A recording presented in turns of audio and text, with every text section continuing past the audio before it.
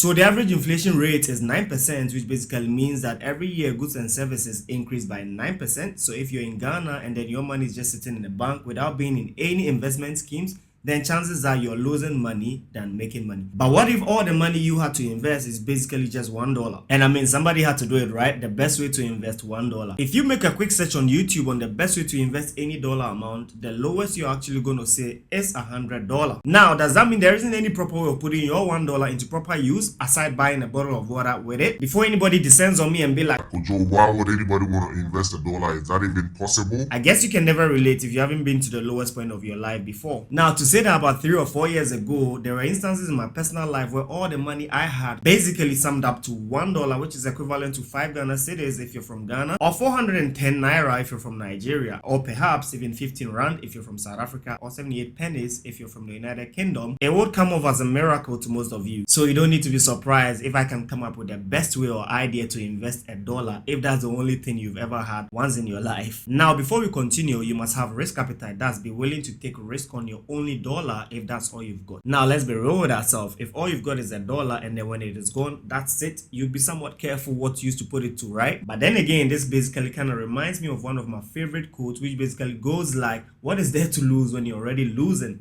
Take the risk. I mean, as blunt as it may sound, anybody that has obviously got only $1 is probably already losing. So what again have you really got to lose when you're already losing? And that's exactly what those quotes mean. Now, don't get too hasty with yourself, because I know that at this point you're probably wondering that, Kojo, what on earth is the best way to invest your very last dollar in? So I did my personal research on how to get started with investing with as little as $1, and then the search result I got was very, very intriguing. So the very first option said I should invest in a mutual fund, and then the second one was like I should invest in individual stocks, right? So now the difference between investing in a mutual fund as to investing in individual stocks is that if you invest in a mutual fund, basically what you're doing is that you are putting your money to be invested by a mutual fund manager. It's like a group of people that come together to put their money together and then invest it in a corporation, right? Corporation is usually managed by one person who diversify the whole total sum that the company has into, say, risky and sometimes non-risky asset classes, right? So basically that manager takes care of the whole fund and the management, and then when the fund is progressing, anybody that invested in the fund is obviously going to be entitled to profit gained by the fund, and when the fund is losing money, anybody that invested their money into that fund will obviously be affected as well. So yeah, that research basically said you can invest $1 into a mutual fund, but to tell you the truth, I haven't ever come across any mutual fund in Ghana, at least that allows you to invest $1. Now the second one says you can invest your $1 into individual stock. Now if you're in Ghana, then obviously this is an opportunity for you, because indeed I studied on Ghana Stock Exchange, and then for all my years of studying on the Ghana Stock Exchange, I can tell you that there are tons of stocks that are traded beneath $1. Now if you convert $1 into the Ghanaian cedis, that's basically 6 Ghana cedis and 20 pesos, right? But I can tell you for a fact that if you go on the Ghana Stock Exchange, there are about 10 or 20 stocks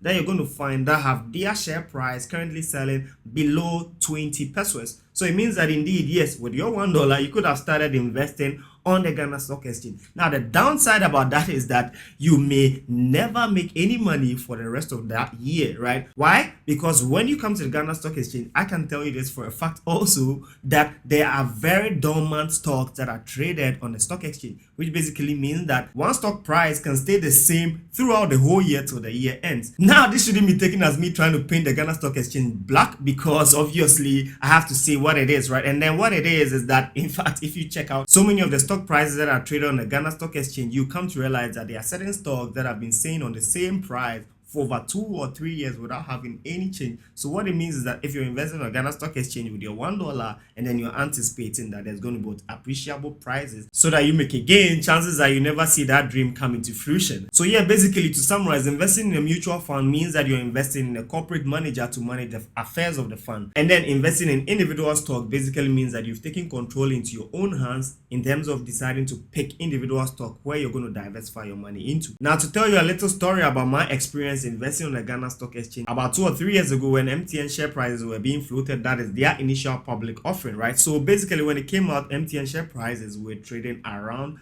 0.75 pesos, right? Which is basically 75 pesos. And when it came out, I actually invested some couple of funds in it, right? It wasn't much as at that time because obviously at that time I still was finding my feet in the market, and then I wasn't like a perfect trader that I am today, right? So I put a couple of funds in there and I totally forgot about that, because obviously I was of the notion that in Ghana, if you put your money in the Ghana Stock Exchange, you might as well just go and sleep and then wait and expect that some way, somehow, some miracle happens and then the stock prices change, right? So intermittently I was monitoring the stock price of the MTN shares, and then the lowest I observed that it fell to was about 65 pesos. But lo and behold, I was surprised when about a couple of months ago I checked back, and then the stock price for that MTN shares was basically 1 cedi and 35 pesos, right? Which basically means that if I had put a lot of money in there, whatever money or whatever total sum that I had in that MTN shares, I would have basically made a little around 60 to 65% on my investment, which is interesting, and I feel like it's an opportunity I missed because I didn't dump a bunch of money in there. Now for some time I dwelled on this and I felt like it was a missed opportunity until I decided to take my trading to the next level. So when I started getting really serious with my trading, I started thinking to myself, if I put my money into mutual funds or a savings account or any investment which is going to be managed by other investment managers, and then me getting a fractional percentage of any profit they make as an interest, why not me put it in my own trading account, trade it, and then keep the whole total profit? You get it?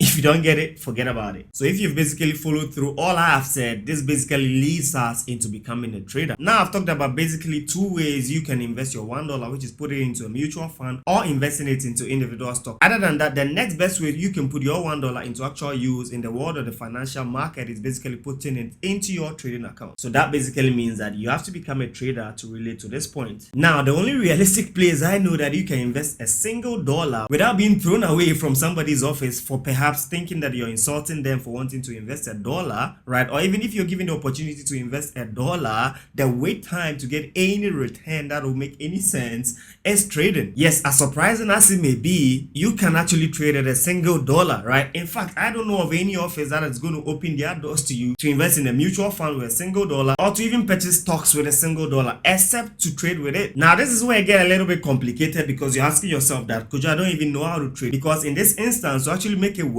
you have to actually know where to start from. In fact, knowing your way around the forex market, or even any market at all, be it the stock market, and then having the skills to also trade, which is very critical for this to work. But don't get discouraged at all, because I've got all the answers. In fact, in my years of trading experience, which is about 9 years, and then having to use about hundreds of brokers out there, the only broker that I've truly come to know that can allow you to invest as little as a single dollar in your trading account is Exness. Yes, that's globally, right? So with as little as a single dollar, you can actually have a real trading account with Exness brokerage, right? Where you can actually trade that single dollar. And in fact, if you make any gains out of it, right, it's not going to be a mirage. You can actually withdraw your profit, right? And then to actually trade that single dollar to any tune of money would actually depend on your skills. Now, if you're wondering how to get started investing your $1 into trading, click in the link in the description to register with Exness brokerage. Then after that, go straight to go watch that video, which basically says how I taught my girlfriend how to trade from scratch.